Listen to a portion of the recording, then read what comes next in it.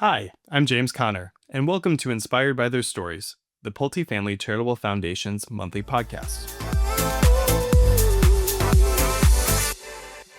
Hello, and welcome to our fourth episode of Inspired by Their Stories.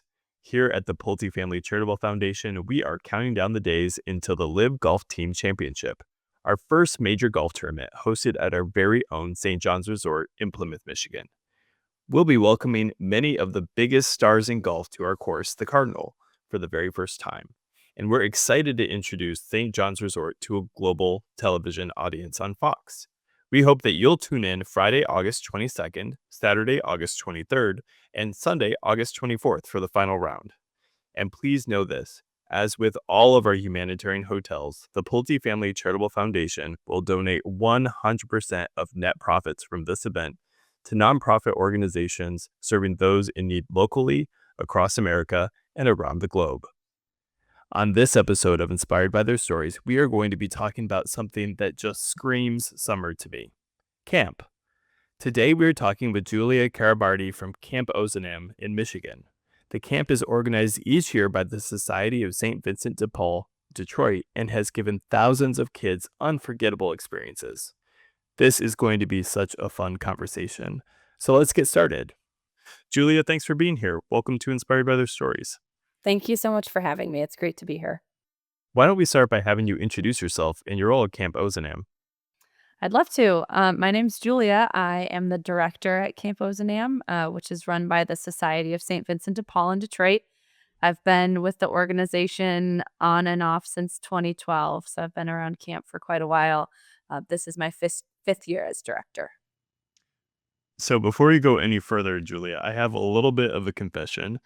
Um, I have never actually attended summer camp. So all I know about camp is really what I know from TV and movies, like The Parent Trap and Salute Your Shorts on Nickelodeon. So today will definitely be an education for me. Awesome. Well, some things are very similar and some things are very different than what you see on TV. I'm sure. So before we dive into the camp experience, could you tell me a little bit about the Society of St. Vincent de Paul first? Yeah, I'd love to. It's a really awesome organization that was started in 1833, I believe it was, by Frederick Ozanam. And I will just say, before we get too far into this, we have a very Midwestern pronunciation of Ozanam. So you'll hear me saying that a lot. Probably other folks from the society across the country and across the world would pronounce that differently, but we've really gotten in our habit here of saying Ozanam. So Frederick Ozanam is actually who started the Society of St. Vincent de Paul. He was living in France in his 20s and was very involved in his Catholic faith. He would be with friends out debating theology and philosophy from time to time and was very good at debating theology and philosophy. And at one point, he was challenged by someone who met who was not Catholic. And the story goes, they said, "You Catholics, you could talk about your faith all day long, but what do you actually do?" And that really was a turning point for Blessed Frederick Ozanam. And within a couple of months, he had founded the first conference, which then evolved into what is now this huge international phenomenon of folks called Vincentians who work to meet the needs of their neighbors by growing in gospel values and living out their faith. So it started in 1833 in France. It very quickly spread. It was in the United States by the 1840s, and then the council in Detroit was established in the 1880s, and we've been around since then. So it's a really cool organization that is all over the world, and every council is a little bit different in what they do. But what's universal among those is this element of growing in faith and holiness through service to others. That's really amazing, and what a legacy, and how cool it is that it persists today. What is Camp Ozanam, and how does it fit within the broader sort of organization of St. Vincent de Paul's Society in Detroit? We're a completely 100% free overnight summer camp program that's offered to kids in Southeast Michigan, run through, like I said, the council here in Detroit. The mission of our council of the society is, like I said before, growing in faith and holiness through service to, and friendship with neighbors in need.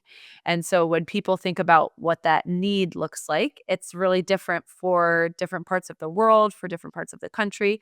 A lot of what the society does is meeting basic needs. So you'll see thrift stores making sure that folks are clothed and have furniture for their homes. There's a lot that the society does around preventing homelessness. We have initiatives for transitioning folks out of the justice system. There's all different sorts of things that happen throughout the society. And sometimes people do say, "Where, how does camp fit into all this?"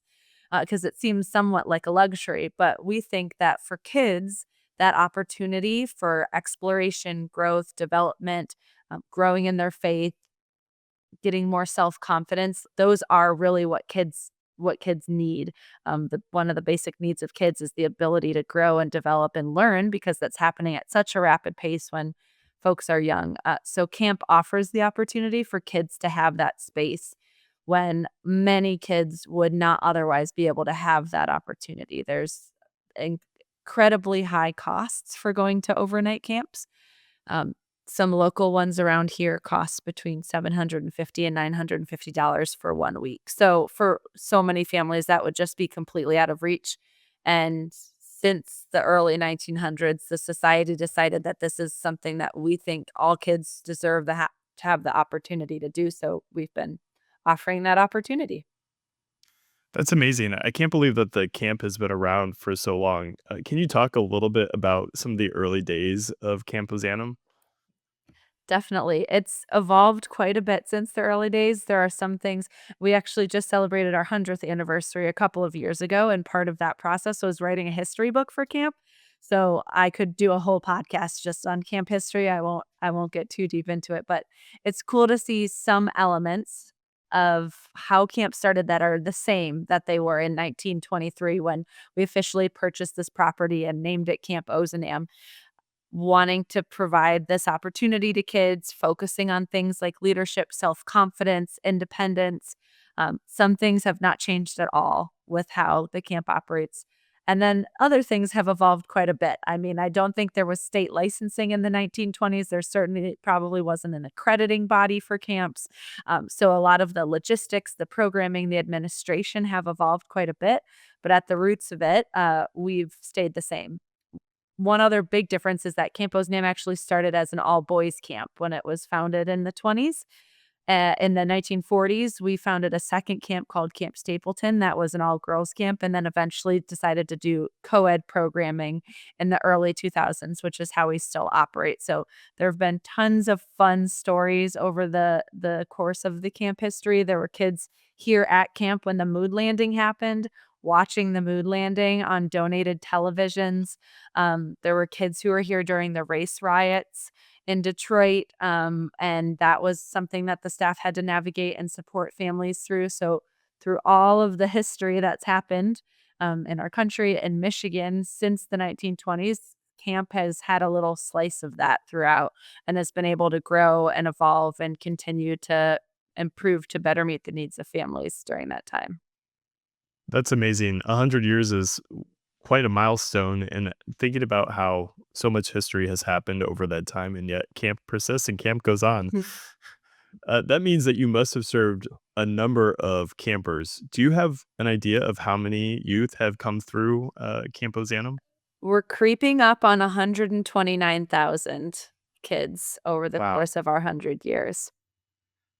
That's amazing. And thinking about all the memories that must have been made and all the impact that that's had.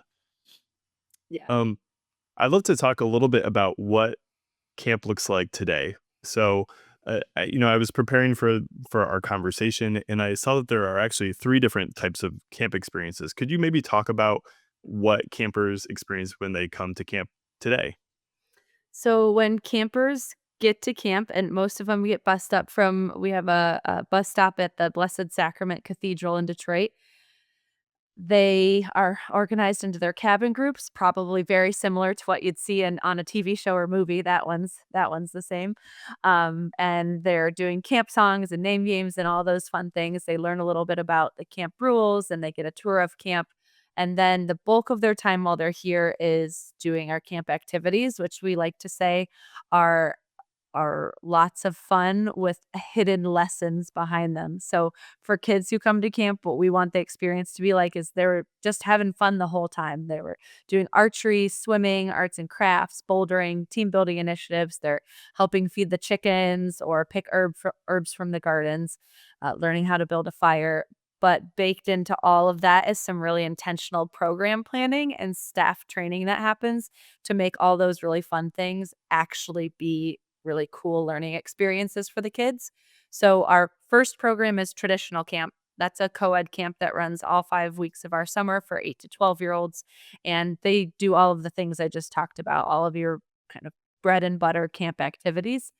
We've got an adventure camp program that's for 13 and 14-year-olds, and those kids sleep in a different part of camp. So we have rustic cabins out where they're sleeping. There's no electricity. They're just screens across the front. So it's a little bit more of an outdoorsy experience, and they get to stay up later and have bonfires every night. They also go on an overnight canoe trip. So our girls just left this afternoon. They're going to be canoeing for a couple hours. They'll get to a campsite, pitch their tent, cook their food over a fire, spend the night, and then wake up tomorrow morning and canoe for a few more hours before they get picked up. They also have some leadership opportunities throughout the week to help with the younger kids. And then our last program is a smaller program that we just started within the last decade or so called our staff and training program. So that's specifically for kids who have come to camp and are interested in working on the camp staff one day. It gives them the opportunity for a little bit of a bridge. So they learn about the different roles we have at camp, what's different about being a camp staff member versus being a camper, and then they start to practice some of those roles. So they'll get assigned to cabin groups to help out in. They help in the kitchen, they help lead some activities. It's a really cool opportunity for kids who have been coming for a long time to see behind the curtain a little bit and then prepare for hopefully being on staff one day. Yeah, that sounds so cool. I really feel like maybe I missed out on something here. I think you might have. uh, so I'd love to talk a little bit about what it takes to run the camp. So how many staff, how many camp counselors are there? What is that? What does the operations of Camp Ozanam look like? That's a great question because the staff is really the core of what makes camp magical for kids. I mean, you can have the facilities, you can have the programs planned, but without people to be loving, responsive caregivers to make the activities fun, camp is there, it's nothing. So we operate under an 8-to-1 ratio for campers to staff, which is lower than the state licensing requirement. But we want to give a little bit more extra personalized care. So we typically this summer will have 5 cabin groups of about 16 kids each and 2 counselors in each of those cabins. So 10 counselors with a couple of floaters to fill in during breaks. Then we have a group of activity specialists who do all of the brainstorming and facilitating of the fun activities and a leadership team. So all in all on the program side, we've got 20 staff this year. And then we've got our maintenance crew that's mowing the lawn, cleaning the bathrooms, doing all that fun stuff, and then our kitchen staff. Yeah, and so across the whole entire summer, how many campers will Camp Ozanam see? This year will be close to 400 over the course of the summer. We're still rebuilding from COVID, but each year since 2021, we've increased our campers served by 10 to 20%. So it's been pretty steady growth. Yeah, that's great. Um, now I know that there's lots of different summer camps. You were talking about the comparison to what it costs to go to some of these other camps in the Metro Detroit area. What makes Camp Ozanam so special? What makes you different than some of the other summer camp experiences that kids might go to? Well, certainly what we try to do to make it different is really authentic engagement with our camp families. We have families that have been coming to camp for over a decade with different kids. We have tons of families, especially this year. It's been so cool to see tons of moms that went to Camp Stapleton, dads that went to Camp Ozanam who are now sending their kids to camp. So that's a really big part of what we do. And through that engagement is how we really frame what our program looks like. So it happens in a couple different ways. One, obviously, making camp free is a great first step to making it accessible. That distinguishes us from a lot of camps. But beyond being free, there are a lot of other things that are barriers to families accessing camp. So we're located up in the thumb of Michigan. We're about an hour and 45 minutes from the city of Detroit, 2 hours from other parts of the city that are maybe on the west side. So transportation is a huge barrier. We provide free busing for all of our campers from a central location. That is a big would be a big deal breaker for most families. They wouldn't be able to get their kids to camp. We offer free physicals for kids before they come to camp. We're required to have physicals on file within the last year for every kid that comes. So we have different events throughout the Metro Detroit area where people can come and get those physicals done free of charge and get help with their camp paperwork. They get a voucher to one of our thrift stores to get any supplies they need for camp, extra clothes, and those sorts of things. Their bedding is provided when they get here. They get a free duffel bag to pack in. They get a free water bottle when they get there. They get a free camper t-shirt. So it's all these other little things that even if the camp experience was free, would still be really hard for families to take advantage of it, that we try to take off the family's plate and make it easier for them. So that's one big piece that makes us definitely different. And then the other piece I would say is hearing authentically from parents and campers about what they want out of the camp experience and then really being responsive to that. So, of course, everyone does surveys. How are we doing? What can we do better? On top of that, which we do every year, this year we embarked on a big undertaking to update our goals for campers. So, how we want campers to grow from the camp experience and utilize those enrollment events as a way to get feedback from families. So, we actually let our campers and parents choose what those goals would be instead of just deciding ourselves, well, we think it's important for kids to be independent or for kids to do this. Our campers and their families got to say, if I'm sending my kid to camp or I'm coming to camp, this is what I want the experience to be and how I want to grow. So we just officially established our new goals and are really excited to be implementing those and integrating them into different parts of the camp experience as well. Yeah, that's great. I love how connected you are to the different families. So how do families find out about Camp Ozanam in the first place? Where do they hear about you? We have quite a few different referral sources that we would typically pull from. The first and the one that's been going on for the longest is obviously our St. Vincent de Paul conferences. So the council in Detroit has close to 140 different conferences of Vincentians or volunteers who are from typically Catholic churches in the area. So a lot of them are based out of a specific church that's serving their immediate geographic region with basic needs support. So, um, I'm part of a conference at Shrine of the Little Flower, which is in Royal Oak. And so we've got certain zip codes where if people need assistance and they call in, our group of volunteers raises money and then does a home visit and supports those neighbors with rent assistance or energy assistance, those kinds of things. So a lot of our referrals will come from those Vincentians who are out meeting with families about other things that they need support on. And then they'll say, oh, you have a child who's 9 years old, we have this other great opportunity we'd love to offer you. So we get lots of kiddos through that, which is really cool. And then we partner with other agencies in the area that are serving families that we know would qualify or would likely qualify for camp. So those are very diverse, different organizations um, who help us connect with families and are already trusted partners for families. Really cool thing about that is once we build those relationships too, and we have a relationship with the camp family, we also will get calls in the off season when families are in a crisis or facing a challenge and they don't really know where to turn.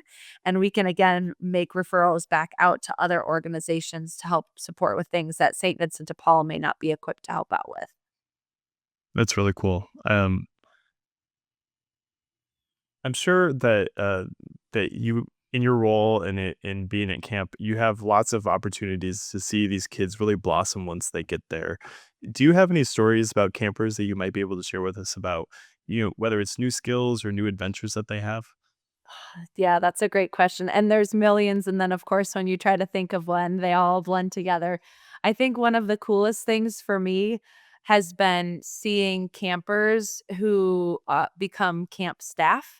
So there's 5 former campers that are on our staff this summer, and almost all of them I knew when they were like 8 and 9 years old.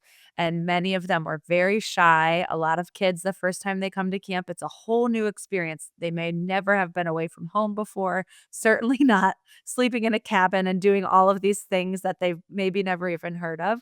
So to see kids who are willing to step outside their comfort zone and try that, and then they just light up with the excitement of camp.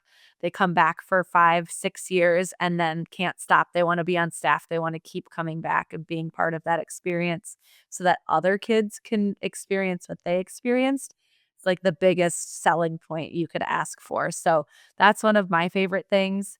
Um, we also have something new this year we just introduced called the Book of Firsts, where when kids try something new for the first time at camp, they can write it in the Book of Firsts. And I was reading through them earlier today, and there were some really fun ones. Some of them are climbing the bouldering wall for the first time, like they've never done a rock climbing experience before, making new friends. Someone tried oatmeal for the first time. They did not like it, but they did try it. So it's just cool to see kids who maybe are shy or maybe spend a lot of time on electronics to be away from all of that and to allow themselves to try new things and to be delighted and surprised by it. Yeah, I mean, you mentioned the electronics. I hadn't even thought about that. So is there a phone policy? Is there a device policy that you all have at camp? We are completely technology free. So the kids Wow. cannot bring any devices with them. It's a glorious challenge that we embark on here. Parents are so appreciative of it. It's the number one thing when we did that survey, or the goal selection. The number one thing for parents was unplugging from technology. That was lower on the list for campers, as you might imagine. I bet. But it is so good. It's so good, and we hear from campers even afterward that they feel less connected to technology after having been at camp. It's a really big gift to be able to offer both kids and parents time away from that. Yeah, yeah. That also brings to mind you talking about hearing from the parents. I'm sure in light of the news with the flooding at Camp Mystic and all the flooding happening in Central Texas, how has that impacted how you've approached safety, or have you heard from parents who've been concerned about that in recent days?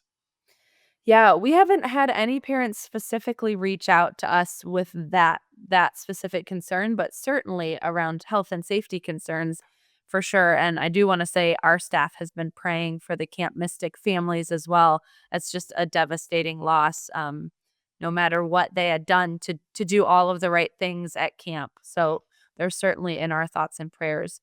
But our strategy and policy is transparency, especially around health and safety issues at camp. So I will answer 50 questions that parents have before they come to camp because we want both campers and parents to feel comfortable with the experience before the child comes. It's a little bit different than sending your kid to school or an after school program or a field trip because when they're here, they don't really get to call home. They don't have their cell phones. We don't have enough phones for the kids to all make phone calls home every day and update their parents. So we have updated a parent handbook where we put as much info as possible in there. We do a lot of emergency response training with our staff. And then again, just try to remain really transparent with parents about what we do and how we do it so that if they're going to trust us to take care of their child for a week, they can feel really good about doing that. So I know I have a lot of friends who either went to summer camp or maybe they eventually served as camp counselors, and it was always such a formative experience when they talk about it. They really describe it as something that was really important to them, and that they took so much away from it. What do you all hope that the campers take away at the end of a camp experience? It's really different for every kid. We've got some core ones that I think are the biggest, and those would be disconnecting from technology, exploration, the willingness to try new things, self confidence, building friendships, leadership skills, responsibility and independence. And then, of course, we are a Catholic camp, so growing in faith is a big part of the experience as well. And those are the common things that we'll hear from both our recent campers. So, on our surveys, when we ask how camp impacted them, but also from alumni who very frequently will just stop by camp and say, "Hey, I was here in the 1950s. I think I left my toothbrush. Can I walk around and take a look?" or something like that. Those are the things we hear are really transformative about the camp experience. And those are all things that it's like this unique secret sauce of camp. It's unlike the school experience or an after school program or really anything else to have that week away from home and really as a kid be able to figure out who you are and how you want to be and how you can grow to be the best version of yourself. I know I said that was going to be my last question, but I do have one more. So, That's okay. uh, you're thinking about how faith plays a role in this. What does faith formation look like? How is that integrated with the rest of the camp experience? So there's some ways where it's really concrete, and then I would say there's some softer ways that it's integrated. So as far as programming goes, we have chapel time every morning and then a nighttime reflection each evening where the kids will hear a story from the Bible. The staff will do a reflection on it and usually have some challenges for the kids throughout the day. Those are often based around our camp values, which are accept, share, develop, and caritas or charitable love. So we'll frame those chapels each day. We do graces before meals, which a fun camp thing is like the sung graces. If you were ever a scout, you probably learned those as well. But we've got the Superman grace and the Adams Family grace. So the kids get excited about those. We do have a Catholic Mass once a week. We just had one today with Father Steve Polis, who had worked here as a seminarian and comes back to say Mass for us. And then we also have a lot of like softer ways that faith plays a part in camp programming. So conversations with staff members, kids are often kind of intrigued and ask questions after a chapel time. Or we were at the slingshot range and they were talking about the story of David and Goliath. So those little nuggets of introducing faith or exploring faith allow kids to have those seeds be planted and then ask questions to their counselors about what their faith looks like or what their faith journey has been. So it's both sides, the more formal faith-based part of things, but then those one-on-one connections and conversations are a huge piece of it as well. So, if folks want to learn more about Camp Ozanam or they want to support you, how do folks get involved, or where should I send them? There's a lot of different ways people can get involved, and most of it is how it's on the website, which is great. So that's svdpdetroit.org/Camp Ozanam. We love to have volunteers. We're always looking for great staff members each year. People who are interested in sending their kids to camp can get more information on there as well. And then, of course, there's information about different ways that you can support the camp financially too, all housed on the website. Camp Ozanam seems like such a special place. I'm so glad you were able to be with us and share your story today. Thank you so much for having me. It's been a real treat. How fun was that? I think I'm ready to make some s'mores and maybe even sing some campfire songs. I really enjoyed this, and I hope you did as well. On the next episode of Inspired by Their Stories, we'll be talking with Vicky Sokolik, the founder and CEO of Starting Right Now in Tampa Bay. Her organization provides housing, mentoring, and support to unaccompanied youth. That is, kids who are not living with their guardians but are also not in foster care. We'll be talking with her about how she became aware of the struggles that homeless youth face and what she decided to do about it. That will be coming your way this September. You won't want to miss it. That's a wrap on this episode of Inspired by Their Stories from the Pulte Family Charitable Foundation. If you're feeling inspired, please share this episode with a friend. Until next time, be good to each other and inspire others to do the same.